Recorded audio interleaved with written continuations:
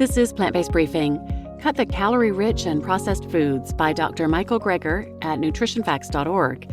And I'm Marian Erickson, and this is the Plant-Based Podcast where I curate, get permission, and narrate a variety of articles on the myriad of reasons to live vegan.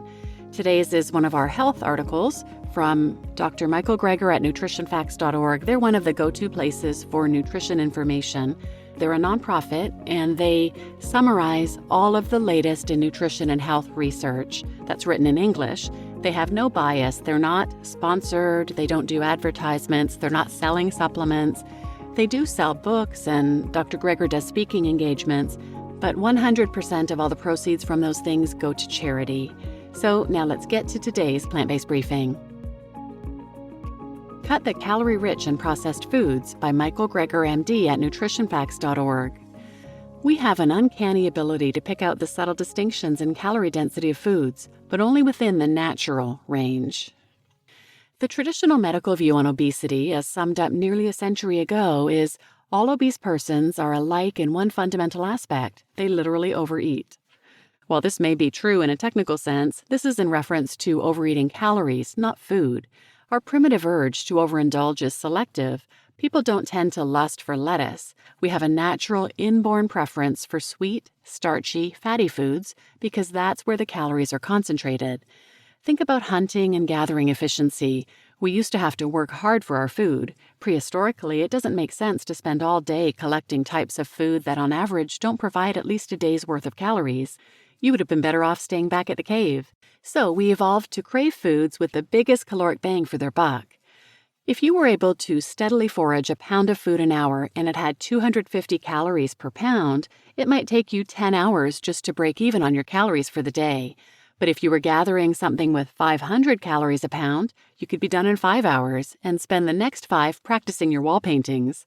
So the greater the energy density, the more calories per pound, the more efficient the foraging.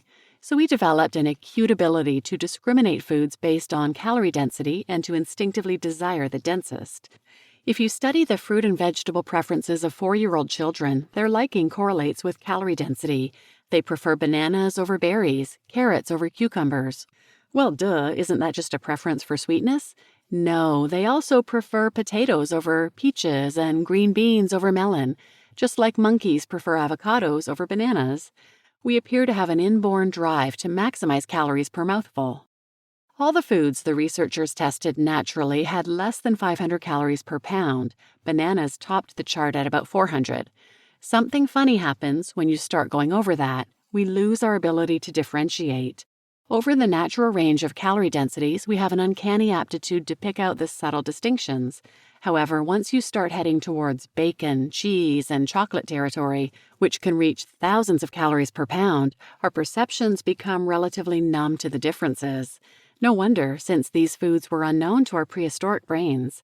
It's like the dodo bird failing to evolve a fear response because they had no natural predators, and we all know how that turned out. Or sea turtle hatchlings crawling in the wrong direction towards artificial light rather than the moon. It's aberrant behavior, explained by an evolutionary mismatch. The food industry exploits our innate biological vulnerabilities by stripping crops down into almost pure calories: straight sugar, oil, which is pretty much pure fat, and white flour, which is mostly refined starch. First, they have to remove the fiber because it effectively has 0 calories. Run brown rice through a mill to make white, and you lose about 2/3 of the fiber. Turn whole wheat flour into white and lose 75%. Or you can run crops through animals to make meat, dairy, and eggs and remove 100% of the fiber. What you're left with is CRAP, an acronym used by one of my favorite dietitians, Jeff Novick: Calorie-Rich and Processed Foods. Calories are condensed in the same way plants are turned into addictive drugs like opiates and cocaine: concentration, crystallization, distillation, and extraction. They even appear to activate the same reward pathways in the brain. Put people with food addiction in an MRI scanner and show them a picture of a chocolate milkshake, and the areas that light up in their brains are the same as when cocaine addicts are shown a video of crack smoking. Quote-unquote food addiction is a misnomer. People don't suffer out-of-control eating behaviors to food in general. We don't tend to compulsively crave carrots. Milkshakes are packed with sugar and fat, 2 of the signals to our brain of calorie density. When people are asked to rate different foods in terms of cravings and loss of control, most incriminated was a load of crap, highly processed foods like donuts, along with cheese and meat. Those least related to problematic eating behaviors, fruits and vegetables. Calorie density may be the reason people don't get up in the middle of the night and binge on broccoli. Animals don't tend to get fat when they're eating the foods they were designed to eat. There is a confirmed report of free-living primates becoming obese, but that was a troop of baboons who evidently stumbled across some dumpsters at a tourist lodge. The garbage-feeding animals weighed 50% more than their wild-feeding counterparts. Sadly, we can suffer the same mismatched fate and become obese eating garbage too.